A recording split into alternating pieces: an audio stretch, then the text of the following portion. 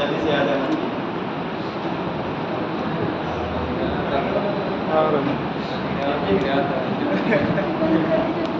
पूरा सही लगा यहाँ खड़ा। हाँ मैं पूरा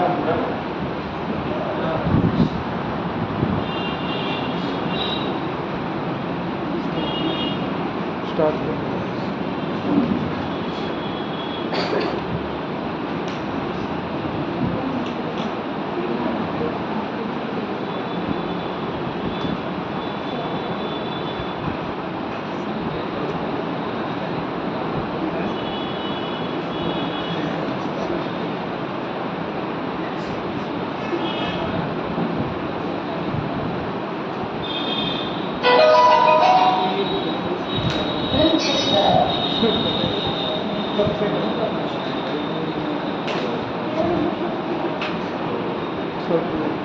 और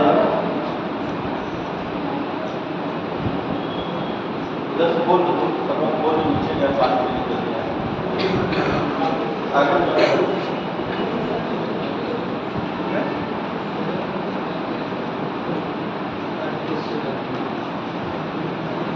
देखिए राजा राम मोहन राय से हम छोड़े थे, राजा राम मोहन राय से आगे बढ़ेंगे। ठीक, जो ये कौन सा चैप्टर था, इसका क्या नाम था? 19वीं शताब्दी का धार्मिक और सामाजिक सुधार आंदोलन। अब ये क्या था? तो सामाजिक धार्मिक सुधार आंदोलन था जो उस समय जो देश में उस समय की जो स्थिति थी, उस समय क्या एक परिस्थिति थी, उसको देख करके जो समाज में और जो धर्म में जो क्या कुरीतियाँ फैली हुई थी उसको सही करने के लिए कुछ हमारे अच्छे जो जैसे राजा राम मोहन राय, दयानंद सरस्वती और जो है आप देखेंगे विवेकानंद जैसे लोगों ने आकर के जो है और समाज में जो कुरीतियाँ थी और जो धर्म में कुरीतियाँ थी उसको दूर किया था। तो इसी पर एक चैप्टर है आपका कौन सा? 19वीं सदी का धार्मिक सामाजिक सुधार आंदोलन। अब इसमें जो हम पहले शुरू करेंगे वो करेंगे राजा राम मोहन राय के बारे में। राजा राम मोहन राय का जन्म कहाँ पे हुआ था ये बताए थे, आपको बताएंगे कि राजा राम मोहन राय का जन्म कहाँ पे हुआ था? बंगाल में हुआ था। कहाँ पर? बंगाल में। बंगाल में हुआ था। और कब हुआ था? जब इनका 22 मई कब सन कब है? हाँ 1772, 22 मई 1772 को कलकत्ता में इनका जन्म हुआ था। ठीक, कलकत्ता में इनका जन्म हुआ था। और जो है यह बंगाल के हुगली नामक स्थान पर, बंगाल में हुगली है वहाँ पर इनका जन्म हुआ है। और क्या होता है कि इनकी जो है इनका क्या होता है 15 वर्ष की अवस्था में इनके पिता से मतभेद हो जाता है। इनके पिता जो होते हैं इनसे इनका मतभेद हो जाता है और मतभेद होने के कारण ये घर को छोड़ करके राजा राम मोहन राय कहाँ चले गए? ये चले जाते हैं नेपाल। और नेपाल में वहाँ पर पहुँच करके उन्होंने क्या किया? बौद्ध धर्म की शिक्षा करते थे। वहाँ पे बौद्ध धर्म मतलब वो ऐसे व्यक्ति थे कि हर चीज़ वहाँ सीखना चाहते थे चीज़ों को। अभी आपको बताया जाएगा इसमें उनको 12 भाषाओं का ज्ञान था। मतलब एक आदमी अभी एक दो भाषा अभी हम लोग को हिंदी अंग्रेजी जानने में दिक्कत हो जाती है, लेकिन उनको 12 भाषाओं का ज्ञान था। तो 12 भाषाएं वो लिख भी लेते थे, पढ़ भी लेते थे। तो उन्होंने जब नेपाल हो जाते हैं तो वहाँ बौद्ध धर्म की शिक्षा ग्रहण करते हैं। और फिर क्या होता है कि 1772 में और 15 वर्ष की अवस्था में क्या होता है? घर छोड़ देते हैं और नेपाल चले जाते हैं। और फिर आप देखेंगे 1813 में जब इनके पिता की मृत्यु हो जाती है तो फिर ये घर भागते हैं, फिर घर वापस आते हैं। और जो है 1803 से ये क्या करते हैं? ब्रिटेन सरकार में जो है सरकारी नौकरी करना शुरू कर देते हैं। और किसके यहाँ शुरू किए थे ये नौकरी? क्या नाम था उनका?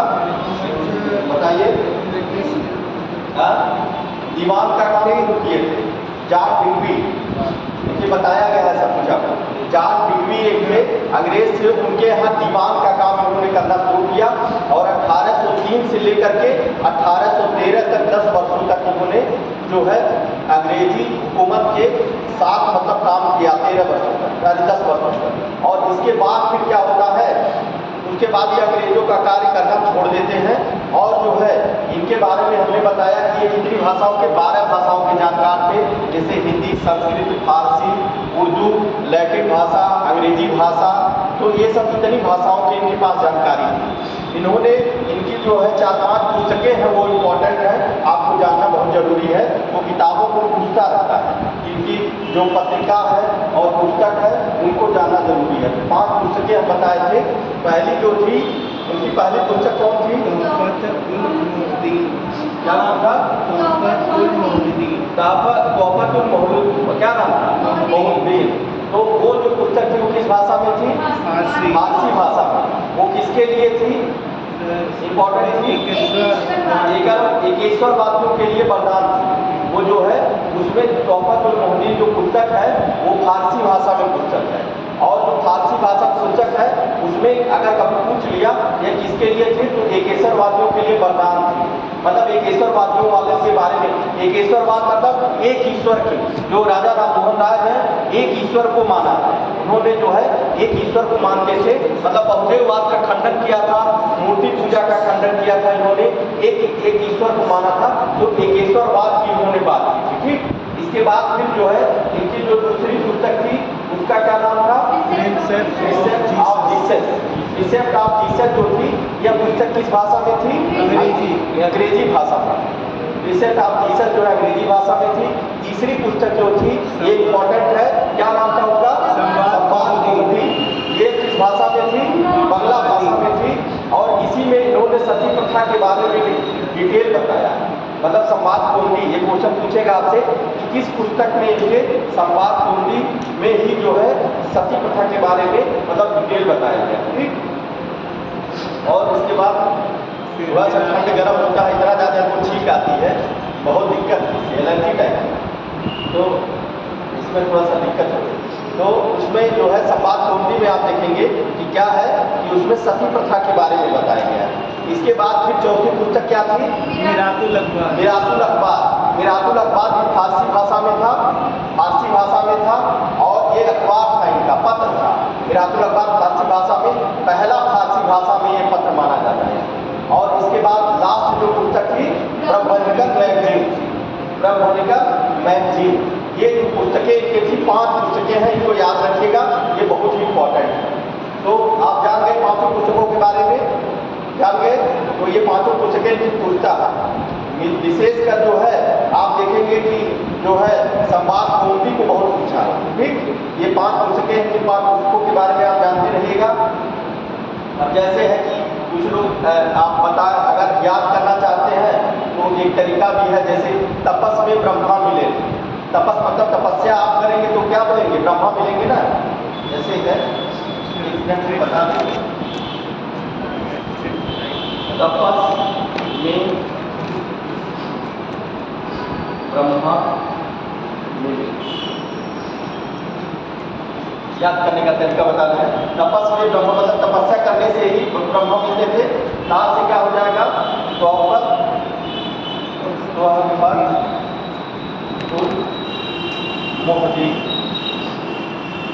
मोहदी। इसके बाद पास से प्रिसेप्ट ऑफ जीसस,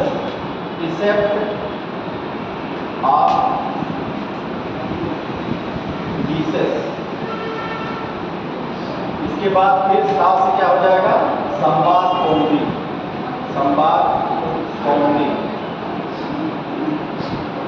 में से मां से क्या हो जाएगा? मिरातुल अखबार। और ब्रह्मा से ब्रह्मनिकल मैगजीन।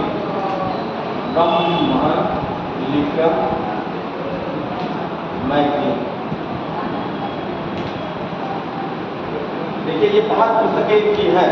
तो इस तरह से आपको जिसको मतलब पसंद होगा वो करिएगा, कोई बहुत जरूरी नहीं है। मतलब याद, जैसे अगर नहीं याद आता ये किताबों का सीक्वेंस भी है, ऐसे सीक्वेंस में पूछ लिया तो सीक्वेंस भी, तपस में ब्रह्मा मिले मतलब तपस्या में ब्रह्मा मिलते हैं। ताप से तोहफतुल मौलूदीन, ये एकेश्वरवादियों के लिए उपहार थी जो है प्रिसेप्ट ऑफ जीसस, ये अंग्रेजी में पुस्तक है। और ये कौन सी भाषा में है? फारसी भाषा में है। और संवाद कौमुदी जो है बांग्ला भाषा में है, और मिरातुल अखबार फिर फारसी भाषा में। और इसके बाद फिर मिरातुल अखबार हो गया, ब्रह्मनिकल जो है ये अंग्रेजी में। ये किताबें हैं इनकी 5, और इनको आपको जानना है। इसी में संवाद कौमुदी में इन्होंने सती प्रथा के बारे में बताया था। सती प्रथा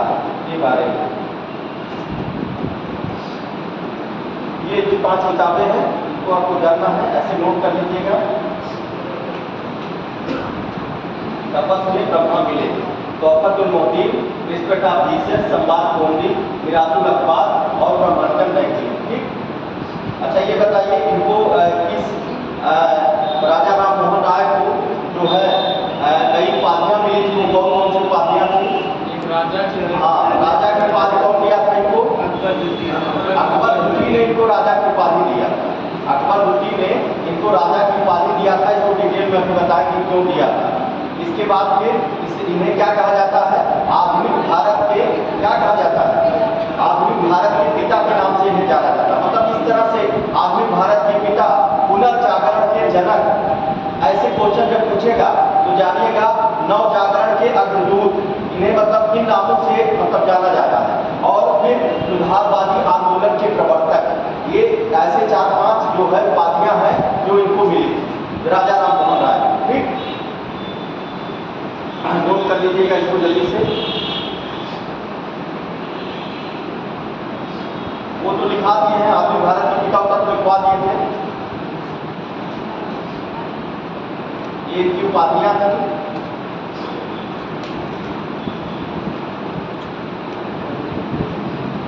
देखिए इनकी जो विचारधारा थी उनको जानना जरूरी है।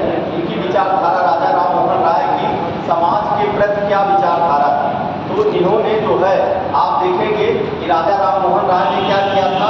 मूर्ति पूजा का विरोध किया था। मूर्ति पूजा, जैसे ऐसे पूछ लेगा कि 3-4 ऑप्शन दे देगा कि किसके विरोधी थे? मूर्ति पूजा के विरोधी थे, बहुदेववाद के विरोधी थे, एकेश्वरवाद के समर्थक। एकेश्वर मतलब एक ईश्वर को मानते थे, केवल एक ईश्वर को मानते थे। और इसके बाद आप देखेंगे कि जो है जो उपनिषद 4-5 उपनिषदों को उन्होंने जो है मतलब उनको जो है लिखवाया था अपने भाषा में। जो है 4 से 5 उपनिषद जो थे उनको क्या है बांग्ला भाषा में लिखवाया है। इस भाषा में बांग्ला भाषा में लिखवाया है। इसके बाद समाज में आप देखेंगे कि समाज में इनके क्या योगदान थे, तो समाज में इन्होंने किसका विरोध किया? तो इन्होंने सती प्रथा का विरोध किया था, बहुविवाह का विरोध किया, बाल विवाह का विरोध किया। इसके बाद जो है अंतरजातीय विवाह का समर्थन किया। अंतरजातीय मतलब क्या होता है?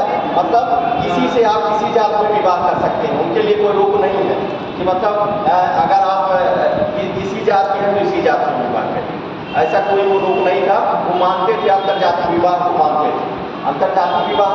इसके बाद फिर जो है आप देखेंगे कि विडो जो था, विडोह भी शादी को मानते थे, जो कि मतलब इनको शादी होना चाहिए। तो ये सब चीज़ें जो है पर्दा प्रथा के भी विरोधी थे। तो ये चीज़ें थी जो समाज में कुरीतियाँ फैली थी, उनके भी कुछ में विरोधी थे। स्त्री अधिकार के समर्थक थे। सबसे बड़े जो चीज़ें हैं स्त्री अधिकार के समर्थक थे, मतलब स्त्री को भी अधिकार देना चाह रहे थे। तो इनका ये जो है क्या था, ये राजा राम मोहन राय का ये विचार आप लोगों को लिखाया गया है। इसको ठीक है लिखाया गया, जो लोग नहीं लिखे होंगे अगल बगल लेकर के लिख लीजिएगा। ठीक, इसको पढ़ाए हैं, बस ऐसे बताते चल रहे हैं। इसके बाद शिक्षा के क्षेत्र में इनका क्या योगदान था? शिक्षा के क्षेत्र में देखेंगे कि इन्होंने क्या किया था, 1817 में डेविड हेयर की सहायता से इन्होंने कहाँ पर, कलकत्ता में एक कौन सा विद्यालय खोला था? हिंदू कॉलेज की स्थापना किया था। हिंदू कॉलेज की स्थापना कब किया था? 1817 में। किसकी सहायता से किया था? ये याद रखना है, डेविड हेयर की सहायता से इन्होंने किसकी क्या किया था? डेविड हेयर की सहायता से हिंदू कॉलेज की स्थापना किया। और उसी का नाम आगे चल करके क्या हो गया? प्रेसिडेंसी कॉलेज के नाम से जाना जाने लगा। कलकत्ता में प्रेसिडेंसी कॉलेज, वही हिंदू कॉलेज जो है आगे चल के प्रेसिडेंसी कॉलेज के नाम से जाना जाने लगा। तो शिक्षा के क्षेत्र में हिंदू कॉलेज की स्थापना 1817 में इन्होंने किया था। अब इनके द्वारा जो है कुछ संस्थाओं का निर्माण किया गया है, जो पूछ लेता है सीधे सीधे क्वेश्चन कि जैसे क्या है आत्मीय सभा, जैसे पूछ लिया आत्मीय सभा, आत्मीय सभा। तो आत्मीय सभा की स्थापना कब हुई थी बताइए? 1815 से आत्मीय सभा। इसके बाद 1816 में किसकी स्थापना हुई है? वेदांत सोसाइटी। वेदांत सोसाइटी, वेदांत सोसाइटी। इसके बाद फिर 1817 में हिंदू कॉलेज की स्थापना, हिंदू कॉलेज की स्थापना। इसके बाद फिर आपको बताए थे 1825 वेदांत कॉलेज। जैसे वेदांत सोसाइटी है इसी तरह से वेदांत कॉलेज भी था। वेदांत कॉलेज की स्थापना, वेदांत कॉलेज की स्थापना 1800 कब किए थे? 25 में। और सबसे इम्पोर्टेंट जो था इनका 1828 में इसकी स्थापना की है ब्रह्म समाज की स्थापना, जो सबसे इम्पोर्टेंट है, जिनके नामों से इनको जाना जाता है। ब्रह्म समाज जो है, ब्रह्म समाज की स्थापना कब कर रही है? 1828 में।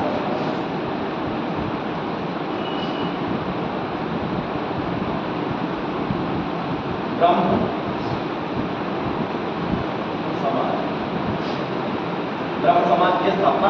तो ये चीजें हैं, ये फैक्ट के रूप में आपका विशेष में पूछ लेता है, तो इसको आप जरूर नोट कर लीजिएगा। और जैसे आपसी सभा की स्थापना 1815 में, वेदांत सोसाइटी 1816, हिंदू कॉलेज 1817, वेदांत कॉलेज 1825 और ब्रह्म समाज की स्थापना 1828 में उन्होंने किया। तो इसमें आप देखेंगे आत्मीय सभा क्या था। तो आत्मीय सभा में आप देखेंगे इसमें राजा राम मोहन राय ने जो है जो क्या किया था, इसमें जो सर्वप्रथम जो है ये जो आत्मीय सभा है, इसमें जो वेदांत दर्शन, जो दर्शन की बात, इसमें दर्शन के बारे में ये लोग बैठ करके चर्चा करते थे। वेदांत सोसाइटी, तो वेदांत सोसाइटी जो है, वेदांत मतलब वेद का अंग, मतलब वेदांत वेद का अंग। तो वहाँ पे जो है, यहाँ पे जो वेदांत एक सोसाइटी नाम से स्थापित किया था, जैसे आपका ब्रह्म समाज स्थापित किया, उसी तरह से वेदांत सोसाइटी की स्थापना। अब वेदांत सोसाइटी में क्या करते थे? दर्शन के बारे में चर्चा करते थे लोग बैठकर। एक सभा अपने कुछ लोगों का ग्रुप था और दर्शन के बारे में इसमें चर्चा किया जाता था बस। तो आपको यही याद रखना है। आखिरी सभा जो है 15 में, और इसके बाद फिर हिंदू कॉलेज आप लोग जान ही रहे हैं, वेदांत कॉलेज हो गया, और ब्रह्म समाज जो है आपको बताया जाएगा। ब्रह्म समाज की स्थापना कब की थी? 1828 में। अब ब्रह्म समाज की स्थापना इन्होंने क्यों किया? ब्रह्म समाज की स्थापना क्यों किया था, इसके बारे में आपको जानना जरूरी है। ब्रह्म समाज को जो है इन्होंने क्या किया था, जो आप देखेंगे कि जो धर्म और समाज में जो पाखंड और जो है कुरीतियां फैल गई थी, उसी को दूर करने के लिए इन्होंने एक संस्था का निर्माण किया जिसका नाम था ब्रह्म समाज। ब्रह्म समाज की स्थापना कब हुई? 1828 में। जो समाज में या धर्म में कुरीतियां फैली हुई थी, जो पाखंड फैला हुआ था, उसी को दूर करने के लिए, जैसे धर्म में आप देखेंगे क्या किया गया था। धर्म में आप देखेंगे कि जो जैसे कि देखेंगे कि जो पुरोहितवाद था, जैसे पुरोहित जो कहें, अभी जो है जो पुरोहित करते हैं उनको करना पड़ता है, तो पुरोहितों के कहने पर जो है जो समाज में जो पाखंड फैल रहा था उसको उन्होंने दूर किया। मूर्ति पूजा का उन्होंने विरोध किया, बहुदेववाद जो समाज में फैला हुआ था उसका विरोध किया। उन्होंने कहा कि एक ईश्वर को मानिए, मतलब ये जो धर्म में जो कुरीतियां थी, जो पाखंड था, जो कर्मकांड किए जाते थे, उसका विरोध किया था। इसके बाद समाज में आपको बताया गया, जैसे सती प्रथा फैला हुआ था, सती प्रथा था, बाल विवाह था, इसके बाद सदा प्रथा था, जातीय जो भेदभाव थे उनको दूर करने का प्रयास किया। तो जो समाज में और धर्म में कुरीतियां थी उनको दूर करने के लिए इन्होंने ब्रह्म समाज की स्थापना किया। कब किया? 1828 में। इसलिए कर रहे हैं, आप लोगों को समझ में आ गया कि किस लिए कर रहे हैं? समाज में कुरीतियां प्लस धर्म में कुरीतियों को दूर करने के लिए उन्होंने इस धर्म की स्थापना की। अब इसमें जो है आप देखेंगे स्थापना कर दिए, ब्रह्म समाज जब चलने लगा तो 1830 में ये चले जाते हैं कहाँ पर? इंग्लैंड। 1828 में स्थापना किए, फिर ब्रह्म समाज के लिए 2 सालों के लिए कार्य किए, और उसके बाद 30 में चले जाते हैं इंग्लैंड। इंग्लैंड क्यों जाते हैं राजा राम मोहन राय? ये जाते हैं अकबर द्वितीय जो शासक था, मुगल बादशाह था अकबर द्वितीय, लास्ट में ये शासक होता है, इसी के पेंशन के लिए वो इंग्लैंड जाते हैं। कि मतलब अंग्रेज सरकार ने जो है बहादुर शाह जफर द्वितीय के बाद से क्या किया था? पेंशन देना बंद कर दिया था। तो राजा राम मोहन राय ने कहा, मतलब ये गए थे इंग्लैंड, उनको कि मतलब अंग्रेजों से रिक्वेस्ट करने के लिए कि इनको पेंशन लगा दी जाए, और ये वहीं पर जाते हैं। लेकिन क्या होता है कि इंग्लैंड में पहुंचने के बाद क्या होता है कि वहाँ पे कुछ होता नहीं, वहाँ गए, अंग्रेज मानने वाले थोड़ी थे, कितने लोग गए वहाँ पे मांग करने के लिए, किसी की बातों को माना नहीं गया, इनकी बातों को भी नहीं माना गया, ये वहीं पर थे। और आप देखेंगे 30 में गए थे, 33 में वहाँ पर इनकी मृत्यु हो जाती है, 33 में जो है इनकी वहाँ पर मृत्यु हो जाती है। और वहाँ पे कहाँ पर हुई थी, ये क्वेश्चन पूछता है कि इंग्लैंड के ब्रिस्टल नामक शहर में इनकी मृत्यु हो गई। कहाँ पर? इंग्लैंड के ब्रिस्टल नामक शहर में इनकी मृत्यु हो गई थी। 1833 में अंग्रेज का मतलब इंग्लैंड का कौन सा शहर था? ब्रिस्टल। याद रखिएगा, शहर पूछा हुआ है कि कहाँ पर इनकी मृत्यु हुई थी, और इनका जो है समाज वहीं पर बनाया गया।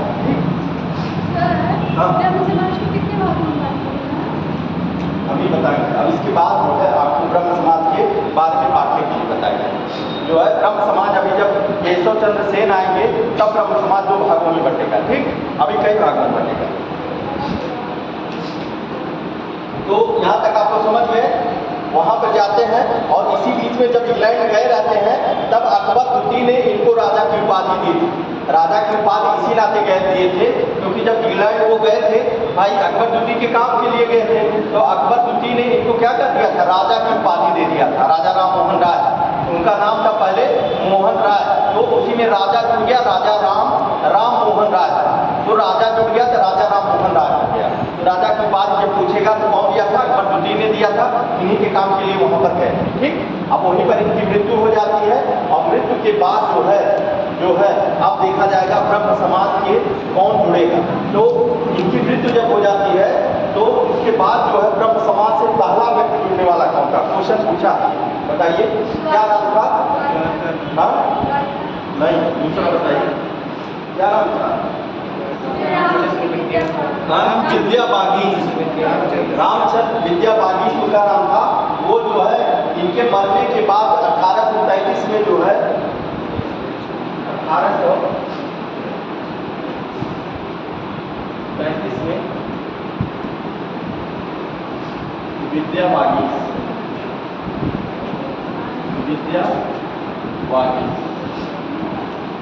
जो है, ये जो है ब्रह्म समाज के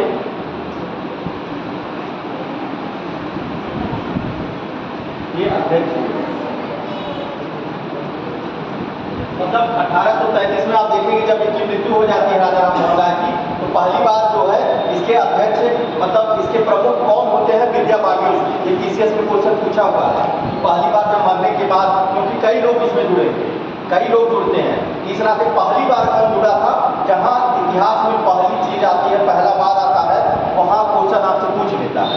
ये कहीं भी आप जैसे इतिहास पढ़ रहे हैं तो अगर पहला शब्द कहीं आ गया, पहली बार जो घटना हो रही है वहाँ से क्वेश्चन बनता है।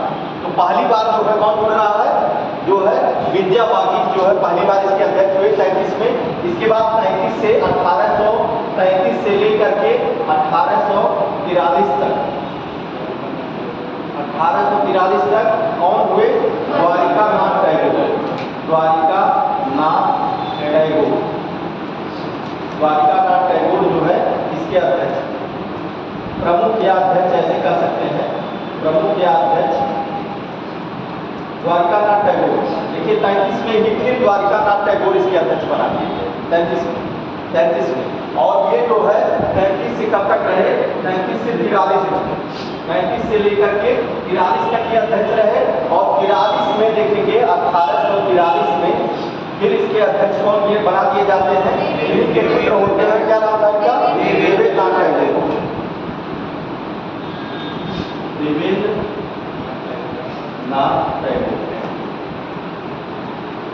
देवेंद्रनाथ टैगोर इसके अध्यक्ष बना दिए जाते हैं। और इन्होंने क्या किया? इन्होंने ब्रह्म समाज को पुनर्स्थापित और पुनर्जीवित किया, मतलब एक तरह से रिफॉर्म किए। उसमें जब ये जुड़े देवेंद्रनाथ टैगोर, तो इन्होंने क्या किया था? पुनर्स्थापित और पुनर्जीवित किया ब्रह्म समाज को, जो है ब्रह्म समाज को पुनर्स्थापित और पुनर्जीवित किया।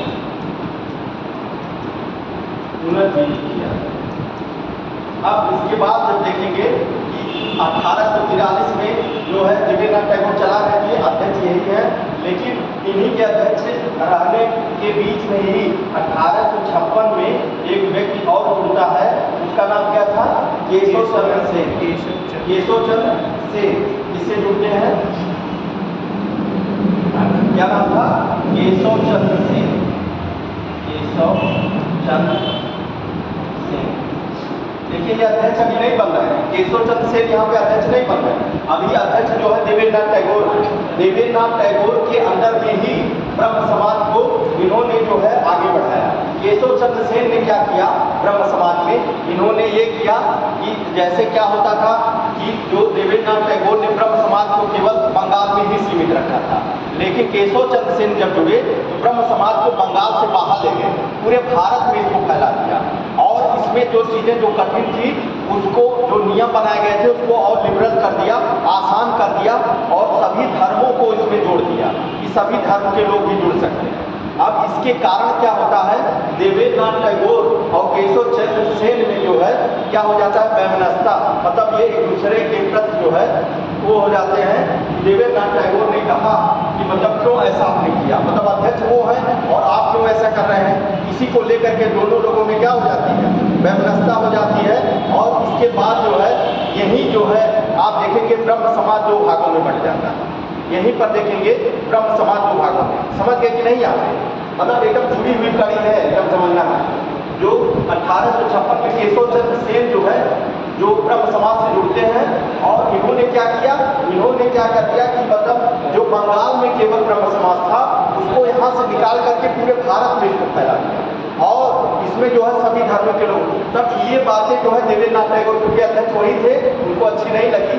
तो क्या होता है कि 1865 में आप देखेंगे, 1865 में ब्रह्म समाज जो है दो भागों में बट गया है। एक हो गया कौन सा, देवेंद्रनाथ टैगोर, देवेंद्रनाथ टैगोर, और दूसरा जो हो गया केशव चंद्र सेन।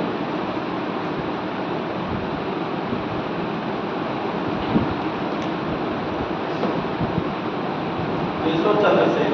अब यहाँ पे देखेंगे कि देवेंद्रनाथ टैगोर और केशव चंद्र सेन। अब देवेंद्रनाथ टैगोर का जो है ब्रह्म समाज क्या कहलाया, आदि ब्रह्म समाज। इनका जो ब्रह्म समाज था इसे कहा गया आदि ब्रह्म समाज, आदि ब्रह्म समाज। और केशव चंद्र सेन को भारतीय ब्रह्म समाज, भारतीय ब्रह्म समाज, भारतीय ब्रह्म समाज। ठीक, अब यहीं पर देखिए आप पूछ रहे थे ना कहाँ पे बटा, तो यहाँ पे अभी वहाँ नहीं, आकर के जब केशव चंद्र सेन जुड़ते हैं और इन्होंने जब इसका विस्तार करना शुरू किया, कई धर्मों को यहाँ पे इनमें इन्वाइट कर दिया, तब इनके और देवेंद्रनाथ टैगोर के बीच में वैमनस्यता हो गई।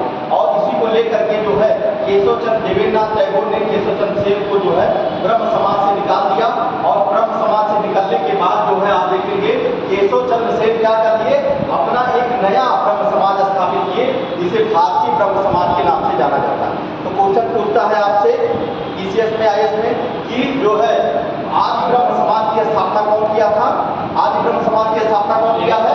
देवेंद्रनाथ टैगोर। देखिए, और भारतीय ब्रह्म समाज की स्थापना केशव चंद्र सेन। अब ये जो है आदि ब्रह्म समाज है और भारतीय ब्रह्म समाज, ये किताबों में बड़ा कंफ्यूजन है, ये किताबों में बहुत कंफ्यूजन है और सभी अच्छे अच्छे लोग यहाँ पे हालत खराब हो गई। जो है ये यही है, ये मानिएगा। इनका आदि ब्रह्म समाज केशव चंद्र सेन कहीं लिख दिया है, कहीं कंफ्यूजन बहुत है, लेकिन आयोग जो उत्तर प्रदेश सरकार का आयोग है उसको यही माना है। ये आपके आंसर के आंसर शीट में आप देखेंगे, उसने उत्तर प्रदेश सरकार लोक सेवा आयोग ने जो भारतीय ब्रह्म समाज को केशव चंद्र सेन माना था और आदि ब्रह्म समाज को देवेंद्रनाथ टैगोर, लोक सेवा आयोग का ये आंसर है। तो और किताबों में आप देखेंगे कई मतलब बहुत यहाँ पर वो है। ठीक, अब यहीं पर जो है अब केशव चंद्र सेन जो है, अब यहाँ पर देवेंद्रनाथ टैगोर तक यहाँ तक है। अब केशव चंद्र सेन के बारे में कुछ जानना है। केशव चंद्र सेन जो है अपने भारतीय ब्रह्म समाज को आगे बढ़ाया और उन्होंने जो है एक एक्ट लाया था 1872 में, ब्रह्म विवाह एक्ट। उन्होंने केशव चंद्र सेन ने 1872 में एक एक्ट लाया, ब्रह्म विवाह एक्ट। ब्रह्म विवाह एक्ट क्या था? जो है वह ब्रह्म समाज की स्थापना ही लोग किए थे, इस नाते उसको ब्रह्म विवाह एक्ट नाम दे दिया। और ब्रह्म विवाह एक्ट में ये कर दिया कि लड़कियों की आयु 14 वर्ष और लड़कों की आयु 18 वर्ष कर दिया। लेकिन क्या किए ये एक गलती कर दी, इन्होंने क्या किया, अपने लड़की का विवाह 12 वर्ष की पुत्री थी केशव चंद्र सेन की 12 वर्ष की पुत्री थी, उसका विवाह जो है बिहार के जो है कूच बिहार के शासक होते हैं उनसे अपनी पुत्री का विवाह कर दिया। अब बताइए, आप ही नियम बना रहे हैं, ब्रह्म समाज जो है ब्रह्म विवाह एक्ट पारित कर रहे हैं और उसमें एज जो है आप लगा रहे हैं 14 वर्ष 18 वर्ष और उसी को आप खंडन कर रहे हैं, 12 वर्ष की अपनी पुत्री का विवाह कर ले रहे हैं। तो इनके क्या हुआ, इन्हीं के जो है भारतीय ब्रह्म समाज में जो है विरोध। अब विरोध जब हुआ तब क्या हुआ कि इसी में आप देखेंगे कि फिर ये जो है ब्रह्म समाज शिवनाथ शास्त्री और आनंद मोहन बोस ने अलग होकर के उन्होंने एक साधारण ब्रह्म समाज स्थापित कर दिया। तो एक और है साधारण ब्रह्म समाज जो लास्ट में केशव चंद्र सेन से छूटा था। साधारण ब्रह्म समाज जो है स्थापित कौन किया है, कौन किया है, शिवनाथ शास्त्री और आनंद मोहन बोस।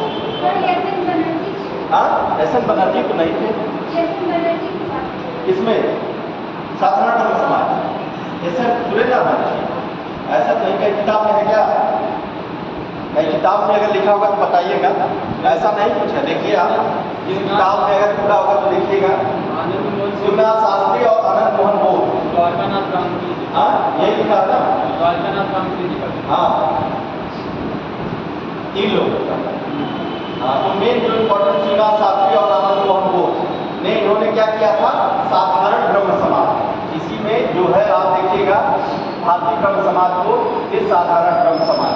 इसके आगे से यहाँ तक स्ट्रक्चर बना है आप लोग, इसके बाद लिखा देते हैं इसको, लिख लीजिए, इसके बाद लिख लीजिए भारतीय ब्रह्म समाज, लिखिए केशव चंद्र सेन। अब यही केशव चंद्र सेन पर ऐसे लाइन लगा के नीचे लिखिएगा, केशव चंद्र सेन पर यहाँ तक स्ट्रक्चर बन गया है ना।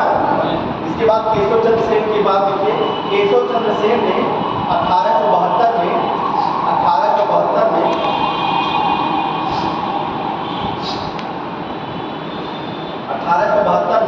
ब्रह्म विवाह एक्ट पारित कराया।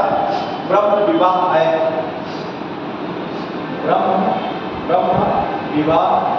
ब्रह्म विवाह एक्ट पारित कराया,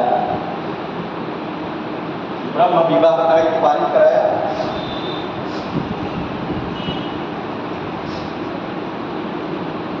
ब्रह्म विवाह एक्ट पारित कराया, लिखिए जिनके द्वारा बाल विवाह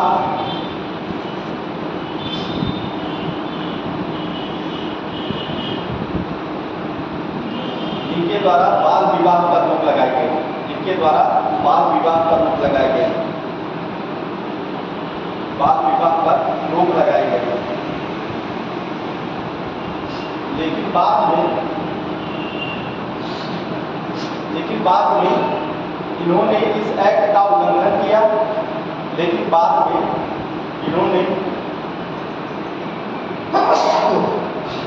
इस एक्ट का उल्लंघन किया,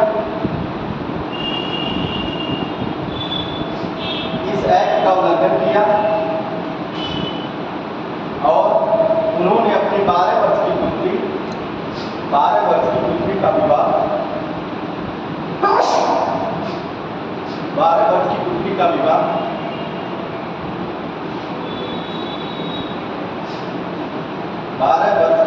विवाह कूच बिहार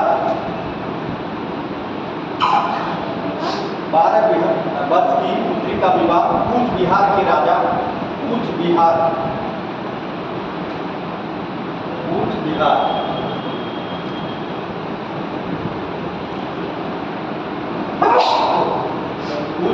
के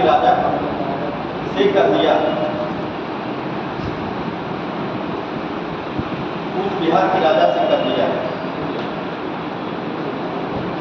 कूच बिहार के राजा से कर दिया। इससे केशव चंद्र सेन के भारतीय ब्रह्म समाज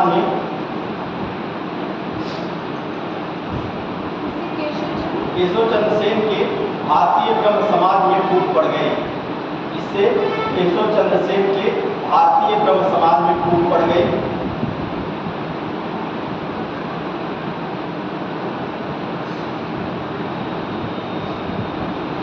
फूट पड़ गई। इसके बाद में लिखिए कि केशव चंद्र, इसके बाद जो फूट पड़ गई, तब जो है शिवनाथ शास्त्री और आनंद मोहन बोस ने 1878 में, ऐसे लिखिए 1878 में शिवनाथ शास्त्री और आनंद मोहन बोस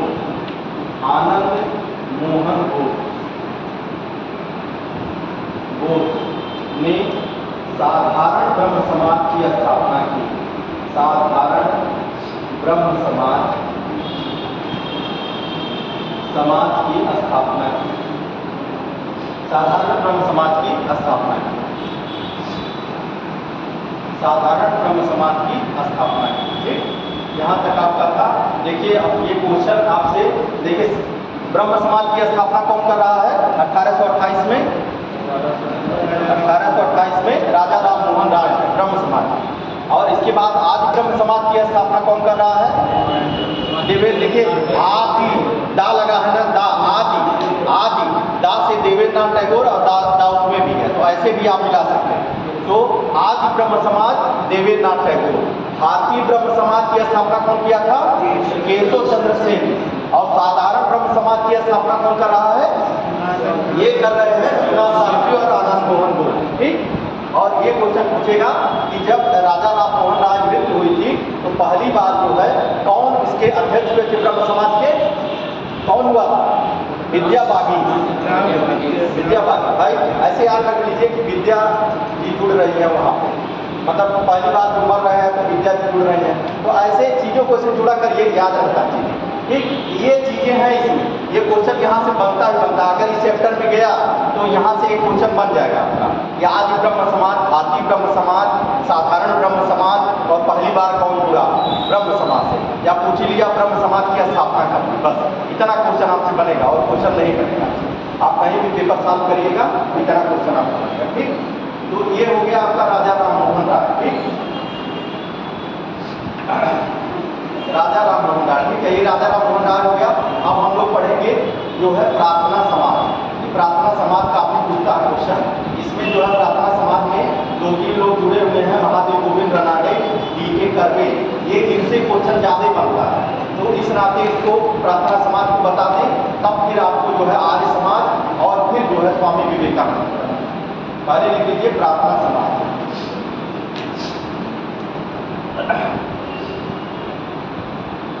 ये भी बहुत पूछता है प्रार्थना समाज। देखिए प्रार्थना समाज की स्थापना जो हुई है कब हुई है? 1867 ईस्वी में। कहाँ पर हुई थी? 1867 ईस्वी में। कहाँ पर हुई प्रार्थना समाज की स्थापना? बम्बई में, महाराष्ट्र। हाँ, महाराष्ट्र या बम्बई उसमें कहते हैं। हाँ, महाराष्ट्र, मुंबई, महाराष्ट्र भी लिख सकते हैं, महाराष्ट्र। और स्थापना कौन किया था? हाँ, कौन किया था? आत्माराम पांडुरंग। आत्माराम पांडुरंग ने इसकी स्थापना की। आत्माराम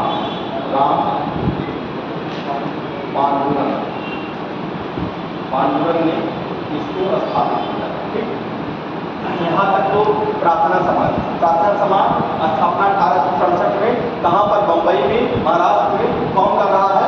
आत्माराम पांडुरंग ने इसकी स्थापना किया। और उसमें आप देखेंगे ये किसके प्रेरणा स्रोत से किया था? तो प्रेरणा स्रोत लिख लीजिए। प्रेरणा स्रोत ये थे केशव चंद्र सेन।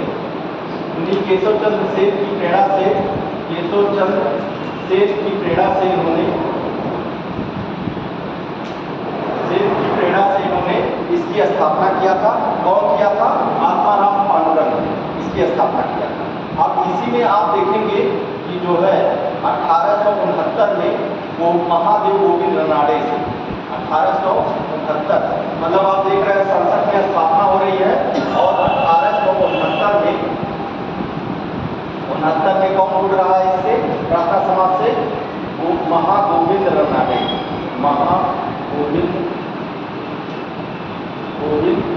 रनाडे, महागोविंद रनाडे इससे जुड़े, इससे जुड़े। अब इन्होंने क्या किया, ये महागोविंद रनाडे कौन थे? देखिए महागोविंद रनाडे ये किसके गुरु थे आप लोग जानते हैं? महागोविंद रनाडे किसके गुरु थे? ये गोपाल कृष्ण गोखले, गोपाल कृष्ण गोखले। और गोपाल कृष्ण गोखले किसके गुरु थे? गांधी जी। गांधी जी, ऐसे आप याद रख सकते हैं। गांधी जी के गुरु कौन थे? गोपाल कृष्ण गोखले। और गोपाल कृष्ण गोखले के गुरु कौन है? गोविंद रनाडे। इन्हें जो है महाराष्ट्र का सुकरात के नाम से भी जाना जाता था। इन्हें जो है महाराष्ट्र का सुकरात भी जाना जाता है। तो इन्हें जो है ये किसके गुरु थे? गोपाल कृष्ण गोखले के गुरु थे ये, गोपाल कृष्ण गोखले, गोखले के गुरु। और इन्हें जो है महाराष्ट्र का सुकरात के नाम से जाना जाता है, महाराष्ट्र के सुकरात के नाम से,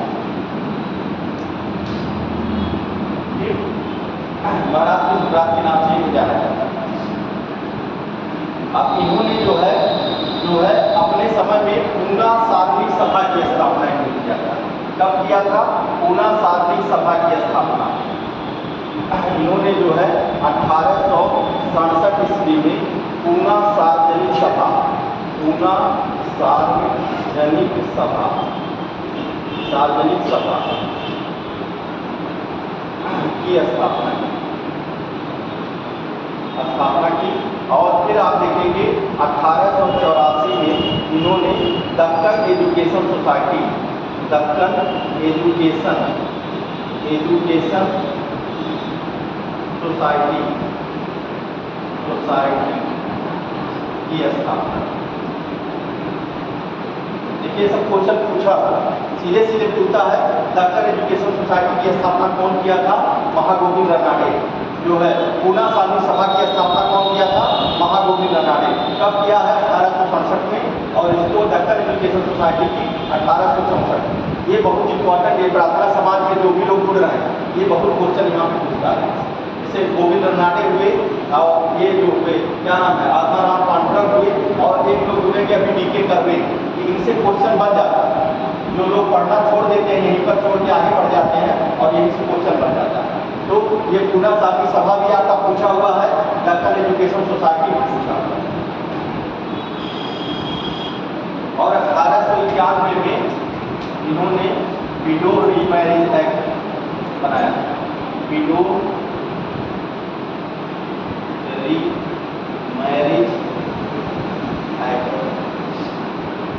ये इनका 3 काम है।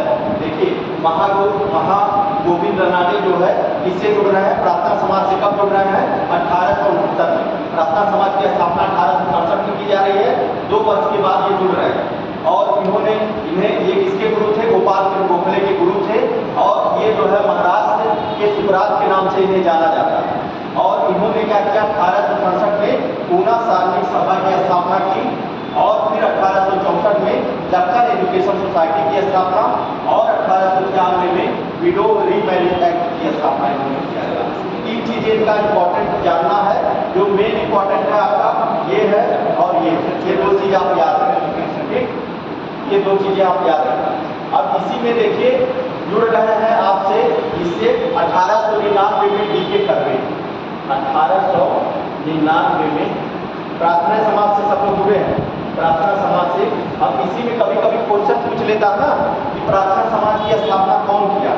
अब आत्माराम पांडुरंग ऑप्शन में नहीं रहेगा, दे देगा आपसे महादेव गोविंद रनाडे दे देगा, या ये ना रहा डीके करवे दे दिया।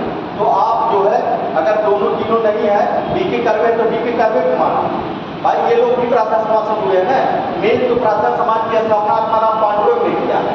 लेकिन जो है अगर पांडुरंग नहीं रहेगा, अगर दे दिया महादेव गोविंद रनाडे, तो अभी आदमी किसी नाते क्या हो जाता है कि जब ऑप्शन में देखेगा प्रार्थना समाज की स्थापना जो है पांडुरंग नहीं है तो कहेगा ये क्वेश्चन गलत है।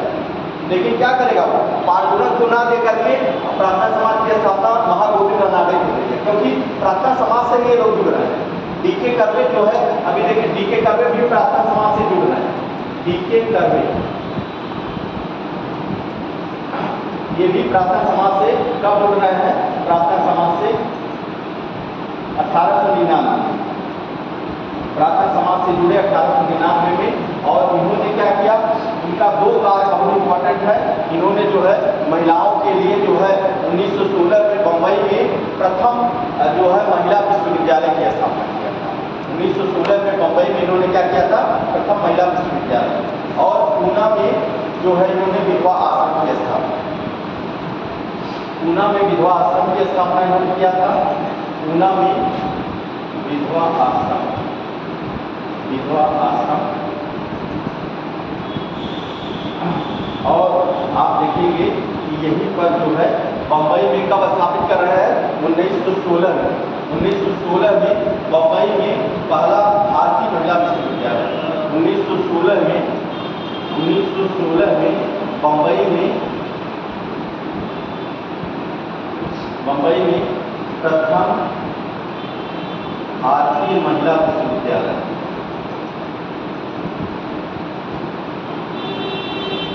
महिला विश्वविद्यालय की स्थापना। ठीक है, तो इसमें आपको यहाँ तक ये जाना है। डीके कर्वे के बारे में 2 चीज है, पूना विधवा आश्रम की स्थापना, और जो है सबसे इम्पोर्टेंट जो है 1916 में बम्बई में इन्होंने क्या किया था, प्रथम भारतीय महिला जो विश्वविद्यालय स्थापित किया गया था, इन्होंने डीके कर्वे ने किया था। ठीक, डीके कर्वे पूना वाला के सन तो नहीं है, इसमें याद है, कल बता देंगे सन, इसमें नहीं, इसको खाली बचा के पूना विधवा आश्रम की स्थापना, इसको कल बता देंगे इसका डेट क्या है। और इसका जो है 1916 में प्रथम भारतीय महिला विश्वविद्यालय की स्थापना। ठीक, प्रथम भारतीय महिला विश्वविद्यालय की स्थापना। तो ये है प्रार्थना समाज। प्रार्थना समाज से क्या लोग जुड़े हुए हैं ये बताइए। जैसे 3 लोग जुड़े हुए हैं। पहला प्रार्थना समाज की स्थापना कब हो रही है, 1867 ईस्वी में प्रार्थना समाज की स्थापना हो रही है। और जो है आप देखेंगे कौन स्थापित कर रहा है उसको, आत्माराम पांडुरंग जो है प्रार्थना समाज की स्थापना कर रहे हैं। अब इसके बाद प्रार्थना समाज से सबसे पहले कौन जुड़ रहा है, महागोविंद रनाडे। कब जुड़ रहे हैं, जब प्रार्थना समाज की स्थापना होती है उसके 2 वर्ष बाद 69 में जो है वो गोविंद रनाडे जुड़ रहे हैं। और गोविंद रनाडे जो है ये किसके गुरु थे, गोपाल गोखले के गुरु थे। और इन्हें किसका मतलब वो कहा जाता है, महाराष्ट्र का सम्राट कहा जाता है। और इन्होंने क्या किया, इन्होंने जो है 1867 में पूना शांति सभा और 1884 में दक्कन एजुकेशन सोसाइटी की स्थापना किया था। और 1891 में विडो मैरिज एक्ट की स्थापना किया। ठीक, अब इसके बाद इसी में जो है प्रार्थना समाज में तीसरा व्यक्ति जो जुड़ रहा है 1899 में, उसका नाम क्या है, डीके कर्वे। जो उन्होंने क्या, विधवा आश्रम पूना में और जो है महिलाओं के लिए इन्होंने पहला विश्वविद्यालय जो स्थापित किया, वो महिला प्रथम भारत का यह पहला महिला विश्वविद्यालय जो मुंबई में स्थापित किया गया। कब किया गया था, 1916 में स्थापित किया गया। ये पहला महिला विश्वविद्यालय था। ठीक, देखिए उसी में डीके कर्वे में एक लाइन और लिख लीजिएगा। इन्होंने इनका जो है विधवा विवाह और महिला शिक्षा पर विशेष योगदान कभी कभी पूछ लेता है। तो इन्होंने इनका जो डीके कर्वे का विशेष योगदान किसमें था, तो इसमें योगदान जो था विधवा विवाह और महिला शिक्षा, विधवा विवाह और महिला शिक्षा महत्वपूर्ण योगदान था। विधवा विवाह और महिला शिक्षा के क्षेत्र में इनका महत्वपूर्ण योगदान।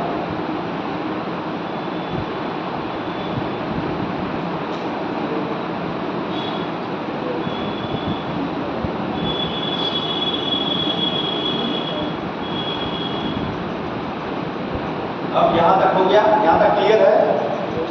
देखिए एकदम एक एक चीज आप यहीं से आप लोग ऐसा करिए कि जैसे ये चैप्टर पढ़ा दिया गया, अब कहीं से घटना चक्र आप लोग लिए कि नहीं पर पेपर, तो आप ये वाला चैप्टर सॉल्व करिएगा जाकर के आराम से। हमारे कहने पर आप लोग कल जाकर के इसको सॉल्व करिएगा। आपको लगेगा कि हम पढ़ें, ये क्वेश्चन बच्चे का नहीं जान लीजिए। एक आध क्वेश्चन बहुत रहेगा ना, नहीं तो कोई क्वेश्चन क्योंकि आप भी समझे हुए हैं ना, जाके सॉल्व करेंगे तो दिमाग में बैठ जाएगा एग्जाम। क्योंकि क्या होता है कि सॉल्व करना बहुत जरूरी, पढ़ तो लेता है आदमी, लगा समझ में आ गया, लेकिन जब आप क्वेश्चन आएगा तो दिमाग आपका चलता है चारों तरफ, और जब दिमाग चलेगा ना तो वही जाके सेट होगा दिमाग। तो इस नाते बहुत जरूरी है क्वेश्चन सॉल्व कर रहे हैं। जैसे जो भी चैप्टर पढ़ाया करें उसको कोशिश करिए घटना चक्र से सॉल्व करें। अगर नहीं घटना चक्र है तो बताइएगा, ग्रुप में हम डलवा देंगे, हमारे पास PDF है घटना चक्र का, उसको हम ग्रुप में डलवा देंगे, वहाँ से आप लोग सॉल्व किया करेंगे। ठीक है, हम कल डलवा देंगे, सर आते हैं तो उसको ग्रुप में हम घटना चक्र को डलवा देंगे, चैप्टर वाइज उसमें दिया हुआ था, तो आप लोग सॉल्व कर लीजिएगा। अब चलिए फिर अब शुरू करते हैं आर्य समाज।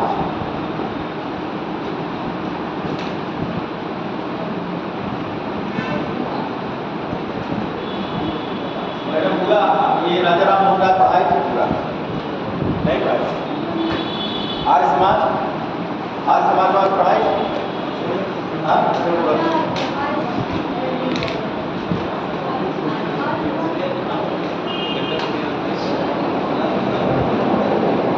इसको नोट कर लिया ना?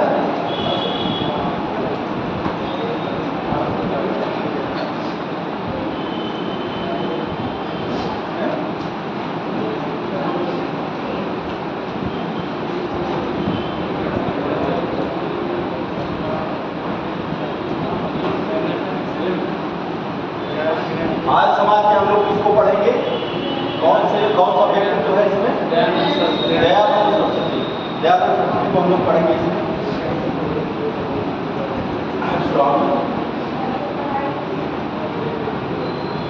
स्वामी दयानंद सरस्वती।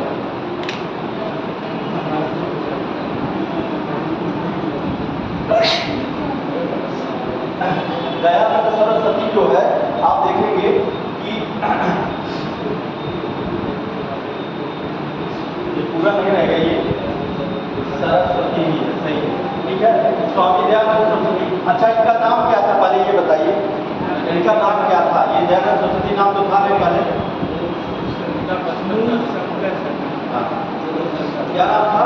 मूल शंकर। इनका जन्म जो है 1824, इनका जन्म आप लोग देखेंगे, जन्म जो हुआ था 1824 ईस्वी में, 1824 ईस्वी में गुजरात के मोरबी जिले में हुआ था। मोरबी जिला में हुआ था, और इनका मोरबी जो जिला है गुजरात का, उसी में इनका जन्म हुआ था दयानंद सरस्वती का। इनका मूल नाम जो था, बचपन का नाम जो था मूल शंकर था। बचपन का नाम इनका, बचपन का नाम मूल शंकर। क्वेश्चन ये पूछा गया, मूल शंकर, बचपन का नाम मूल शंकर था। और इन्होंने जो है, इनके दो गुरु थे, पूर्णानंद और गिरजानंद। ठीक, इनके दो गुरु थे, दो गुरु,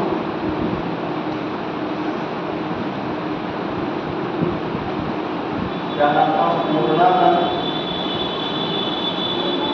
और गिरजानंद।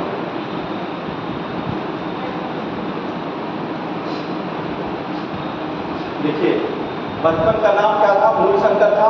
इनका जो दयानंद सरस्वती थे, इनका जन्म 1824 में गुजरात के मोरबी में हुआ था, और बचपन का नाम मूल शंकर था।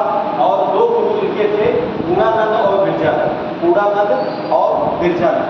ये जो है 21 वर्ष की अवस्था में ये भी अपना घर छोड़ दिया। 21 वर्ष की अवस्था में इन्होंने भी, दयानंद सरस्वती ने भी अपना घर छोड़ दिया। और जो है इनकी मुलाकात जो होती है, ये होती है किसी पूर्णानंद से।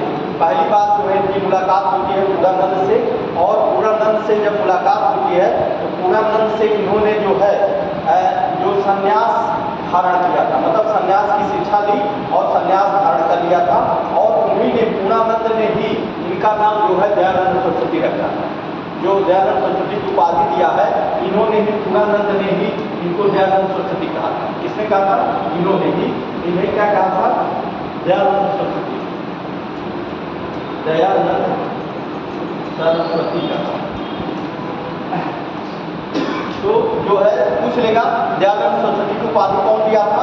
इनके गुरु जो थे पूर्णानंद। इन्होंने क्या किया था? संन्यास का जो धारण किया था, तो किससे किया था?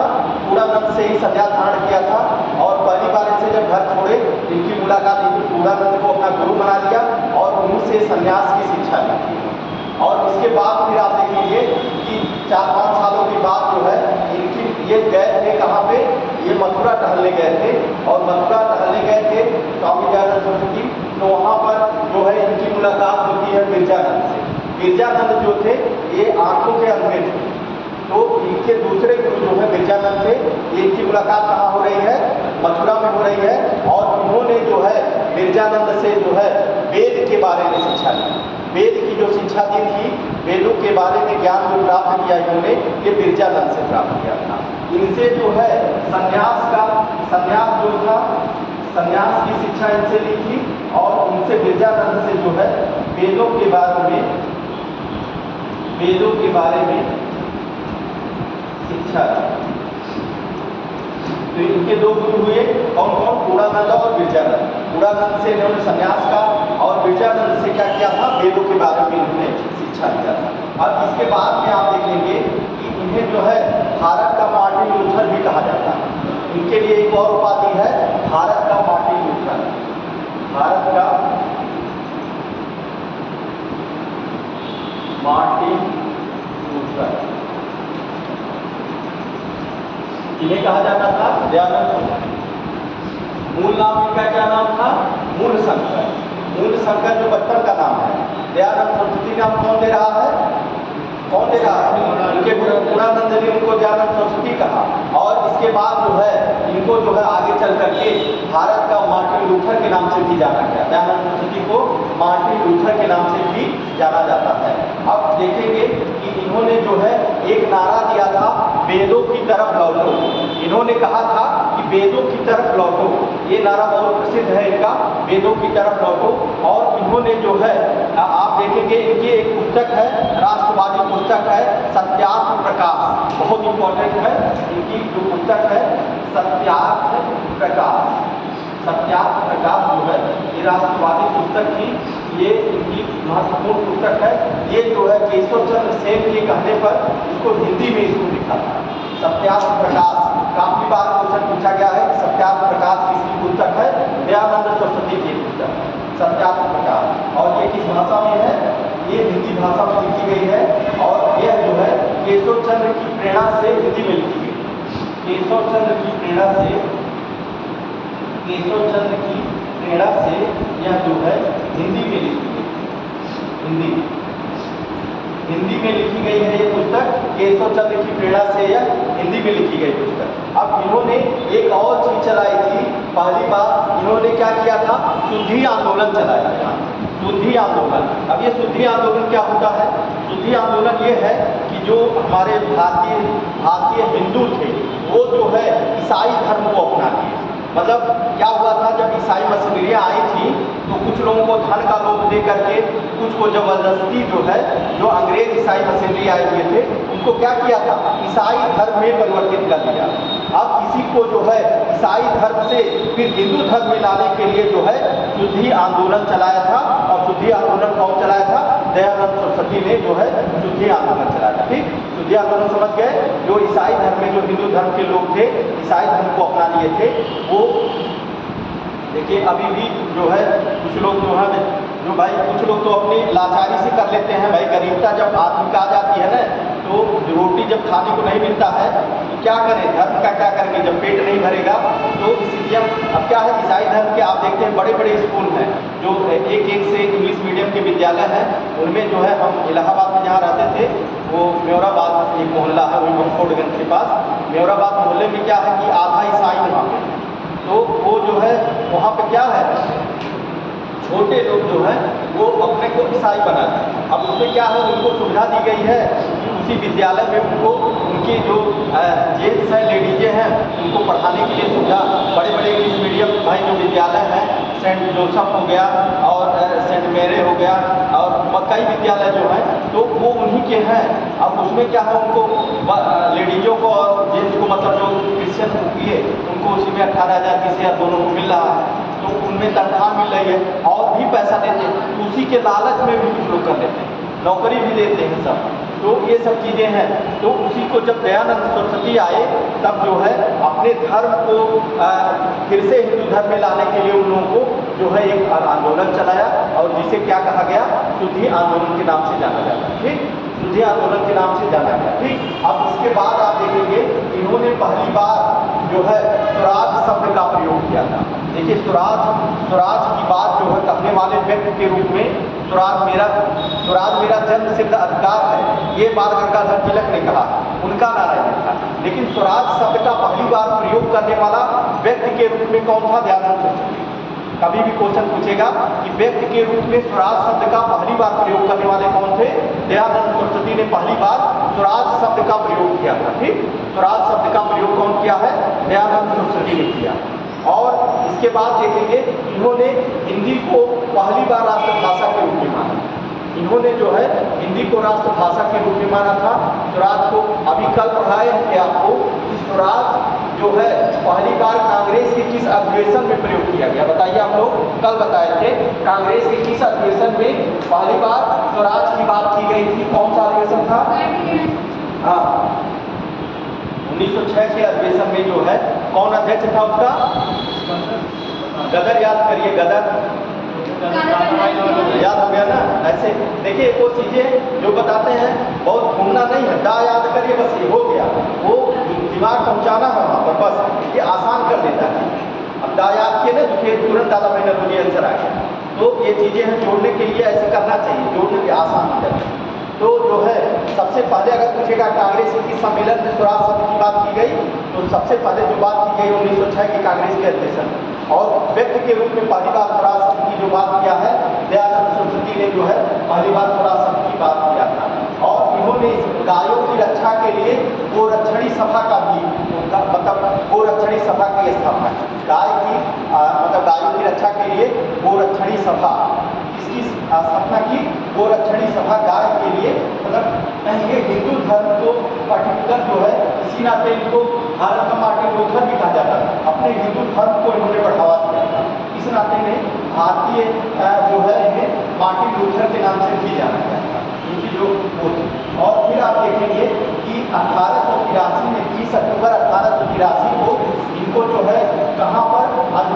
अजमेर जोधपुर में इनको जो है जहर देकर के मार दिया गया था।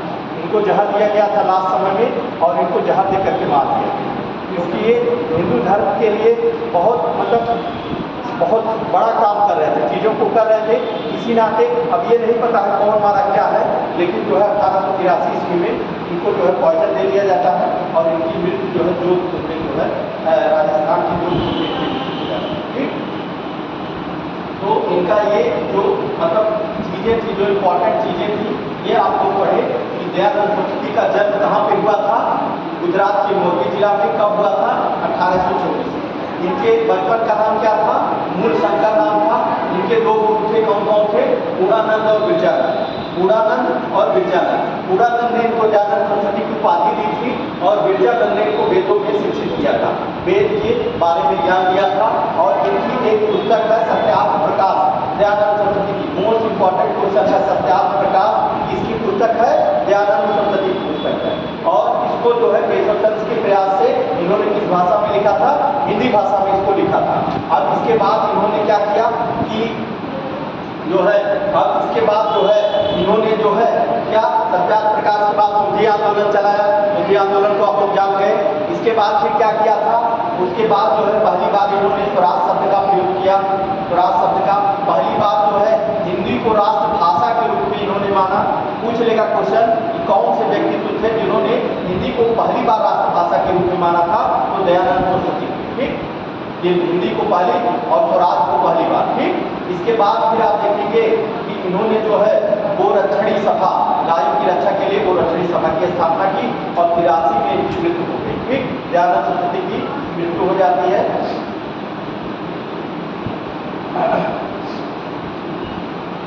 अब इसके बाद फिर देखेंगे इन्होंने शिक्षा में क्या योगदान दिया। इन्होंने शिक्षा में क्या योगदान दिया था? तो शिक्षा में आप देखेंगे इन्हीं के जब जो आर्य समाज है इसी में दो व्यक्ति रहते हैं। उनका नाम क्या था? लाला हंसराज और जो है श्रद्धानंद। लाला हंसराज और श्रद्धानंद दो व्यक्ति थे, और दोनों में क्या हो गया? लाला हंसराज जो थे ये अंग्रेजी शिक्षा को बढ़ावा देना चाहते हैं। इसी आर्य समाज से ही संबंधित हैं ये लोग, लाला हंसराज और स्वामी श्रद्धानंद। तो लाला हंसराज ने जो है कहा कि ये जो है अंग्रेजी शिक्षा को बढ़ावा देना चाह रहे थे, और स्वामी श्रद्धानंद जो थे वो तो हिंदी शिक्षा अपनी प्राचीन शिक्षा के बारे में ये बढ़ावा देना चाहते थे।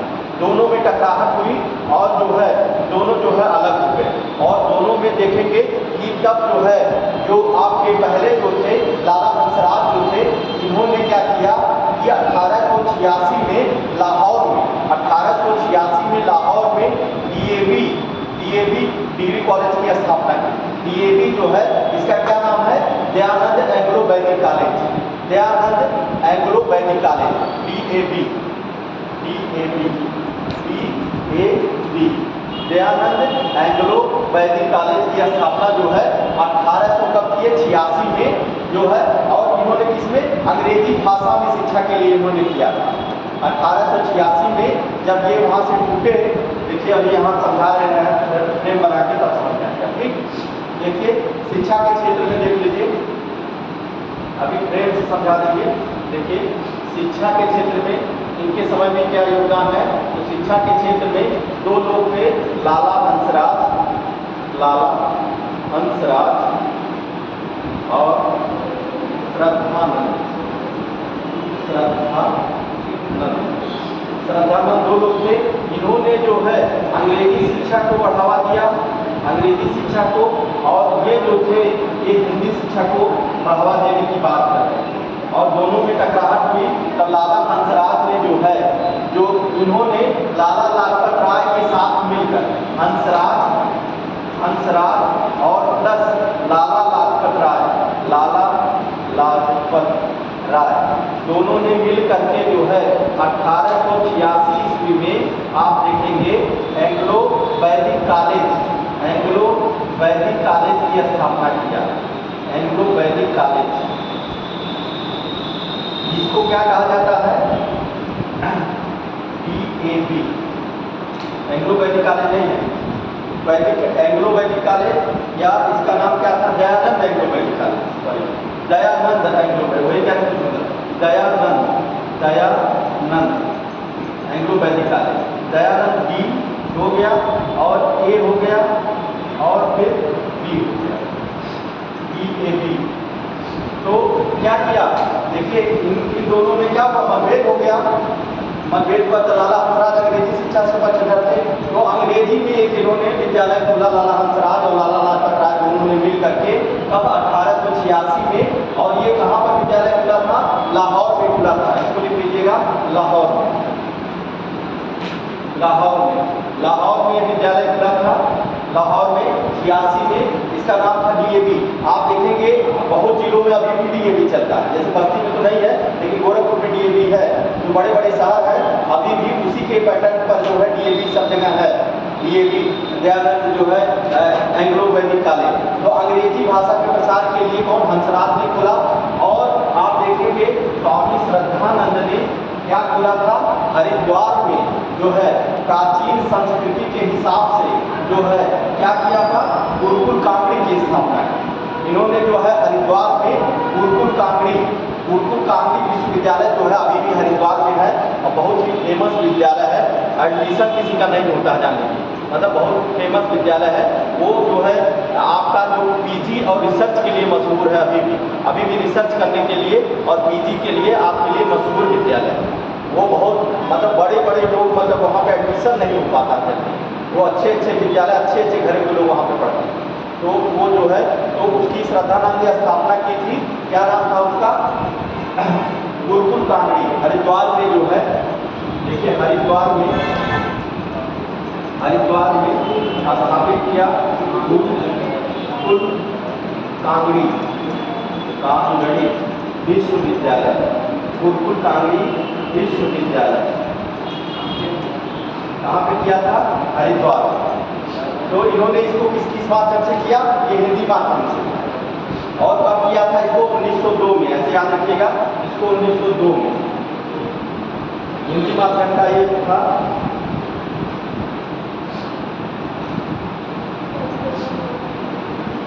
1902 में हिंदी माध्यम,